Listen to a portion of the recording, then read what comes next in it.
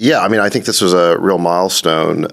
You go back to the 1980s, and Ronald Reagan, who had spent his entire career being a Cold Warrior, saw the opportunity to basically do business with Gorbachev. Margaret Thatcher had told him that this is a man we can do business with. Gorbachev had come to power in 1985. He had initiated reforms of the Soviet system. He was a communist, to be sure, but he introduced political reforms called glasnost and economic reforms called perestroika. And Reagan seized the opportunity to go meet with him, and they signed arms control treaty after arms control treaty and ended the threat of mutually assured destruction that the world had been living with since the beginning of the Cold War. You got to remember that, the Cold War began shortly after World War II, and we had this doctrine of mutually assured destruction, or MAD, and the whole world was living under the shadow of nuclear annihilation. This was showed repeatedly when I was a kid. There was a TV movie called The Day After. The Day After. It was scary as hell. It was really scary. Oh my Lord, they terrorized us that America and we're all going to die. Did you ever have nuclear bomb drills we had to get under your desk? Yeah. So if you're like our age, you remember this. That movie, by the way, that was a TV event movie that was one of the most widely watched movies. But there were others. Jim Cameron used this concept in the Terminator movies. It was something that people were really afraid of. And Reagan seized the opportunity. He thought fundamentally that nuclear deterrence was immoral, that, better to have deterrence than a nuclear war, but that if he could, he seized the opportunity to negotiate the end of the Cold War. And by the way, there were hardliners in his administration who did not want him to negotiate with Gorbachev, but they ended up doing a series of meetings. It culminated in 1986 at the Reykjavik summit, and they signed deals to remove these INF system deals. Now, and that ended the Cold War. And then basically what happened is in 1989, the Berlin Wall came down. Gorbachev allowed the Warsaw Pact countries to leave. And then in 1991, the Soviet Union collapsed. So, he gets a lot of credit for being willing to reform that system. Now, the sad thing is, if we were fast forward 30 years later, where are we today? We're back in a new Cold War with Russia. I mean, we've been spending a good part of this year talking about the threat of a nuclear use. And, this was a problem that we thought was solved 30 years ago. And now we're back with it today. And you've got to ask, have the successors of, Reagan and George Herbert Walker Bush, the people who inherited our foreign policy over the last 30 years, have they done as good a job as Reagan did? Reagan ended the Cold War. We are back in a new Cold War. Why? What is the reason for this? There's been a series of stupid policies that now have put the risk of nuclear war back on the table. My interest in Gorbachev is slightly different. He is an incredibly important character of the second half of the 20th century. Undeniable. Won the Nobel Prize. As you said, David, kind of ended the Cold War. But the most important thing, in my opinion, was the precursor to perestroika and why he did it. And as you said, this is a fairly ardent communist, although he had really interesting views. He ran a very kind of open kind of Politburo where folks could debate, and he, promoted a lot of young people from within, all of these interesting things. But the most important thing, and he's written about this a lot, is the reason that he embarked on perestroika was because USSR at the time had an incredibly poor work ethic, terrible productivity, and horrible quality goods. And I think that there's something to be learned by that. Because at the tail end of communism, essentially where you had central planning, central imposed economic principles, what happened? People did not feel that they had any ownership in the outcome. No agency, yeah. No agency whatsoever. And I think that there's a really important lesson to observe there, which is that if governments get too actively involved, this doesn't just happen in Russia, it happens everywhere. It's happening in California. We just talked about it. It's happening where we live right now. And if you look at then what happened afterwards, it became the aristocracy that basically ruled the USSR before, and then fighting against all these folks that wanted reforms. And that created the schism, which then perverted capitalism for 7 or 8 years through Yeltsin until Putin got there. And that's what created the oligarch class and, really exacerbated a bunch of wealth capture by a handful of folks that may or may not have deserved it. And I'm not going to judge that. But I just think it's really important to understand that he was forced to embark on this because of all of these state central planning policies. And so it's just an important lesson for Americans in democracy, which is, be careful. If you want more government, you might get more government, guys. You're exactly right.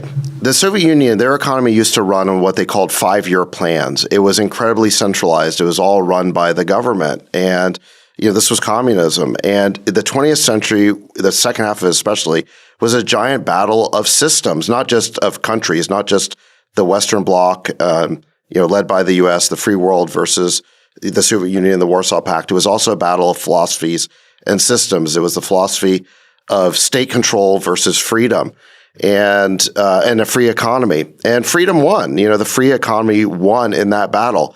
And the crazy thing is, 30 years later, we're talking about socialism being a viable doctrine. You have politicians basically saying that they are socialists. But 30 years ago, you would have been like, that was unelectable. And the point is, example after example, empirical evidence, well documented, of just how it doesn't work. And I guess the thing is, we all say, you just have to learn it for yourself. You'll tell your kids to not do something ad infinitum. They got to touch the stove. Yeah. They got to touch the stove themselves and get burned. We are about to go do that in California. Can you imagine if people who want to be socialists here who buy into this, if they had to be in a food line or have rations? Literally, Russia had food lines and they were rationing food in the 1980s. That's how dysfunctional it got. Yeah. A large driver of Gorbachev basically negotiating these peace settlements with Reagan and this nuclear, demilitarization was in part because he knew he couldn't fight, right? Yeah. It was this realization was collapsing. That centralized system was collapsing. Yeah, they could not keep up. Reagan began an arms buildup, and there was an arms race, and they were losing. Again, this is why people should not misunderstand what Gorbachev was. He was not necessarily some democratic freedom fighter. He was a person who was observing the on-the-ground conditions of a socialist system decay their ability to compete. And so he had to capitulate before it was forced upon him. Right. Meanwhile, right. This is why I don't think he deserves as much credit as Ronald Reagan is, because at the end of the day, Gorbachev would have kept communism going if he could have. He wanted the Soviet Union to stick together. I mean, that's right. But I think to his credit, when the things started to collapse, he didn't use violence and repression to try and hold it together. So, he was a reformer, he was a liberalizer, pragmatist maybe, and a pragmatist. And didn't use violence. And ultimately, he was a partner for Ronald Reagan. Remember, Ronald Reagan began this gigantic arms buildup. He was denounced as a cowboy who would get us in World War III. But when he had the chance to negotiate a deal with Gorbachev, he took it, and they basically got arms control. And it was because Reagan was able to sit on top of an extremely productive capitalist system that allowed him to make those investments that made that capitulation basically a fait accompli. And I think that that's another thing for a lot of us to understand, which is free market capitalism, removing these degrees of decision-making, give us degrees of freedom. And I've said this before on the last pod. The great thing about the IRA and what Chuck Schumer did is actually will be written in 10 or 15 years from now, because when we get to energy independence, when every home is resilient, the national security calculus in America changes wholeheartedly overnight. Yeah, I mean, think about our relationship 2 years ago.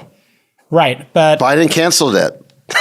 Okay, well, listen. No, it's true. If you're willing to use natural gas and fracking, America is one of the richest energy countries in the world. Oh, we produce a lot of oil too, yeah. I mean, listen, it will change everything if we can really go all in on all of the categories. Nuclear, it's just a reminder, guys, if you let the capital markets do and the free markets do what they're meant to do, they will empower the government to do great things for all of you, all citizens. Yes, I agree with that 100%. And the reason we want to stop it is because we have a couple of examples of extreme wealth, and I think that's something we have to think about. Is is the extreme wealth created for a certain class enough to stop the prosperity train that we actually have in America? Listen, Jason, the politicians in California think they can run fast food businesses better than the people who own those restaurants. These people have never worked a day in their lives. No, I mean, we have the if great they could thing work, is, they wouldn't. Yeah. The great thing is we have a running A/B test, which will show whether this state central planning can work or not.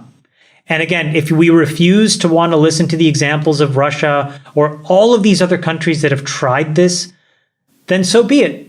We will know in the next 3 to 5 years that these policies actually don't work, and actually that it actually accelerates the exact hellscape that they think they're trying to avoid. But, not only, to my point about foreign policy, not only are we forgetting the lessons of this Cold War, the economic lessons, that a free enterprise system generates more wealth and prosperity and more national greatness, more ability to fund a defense budget, create a better economy.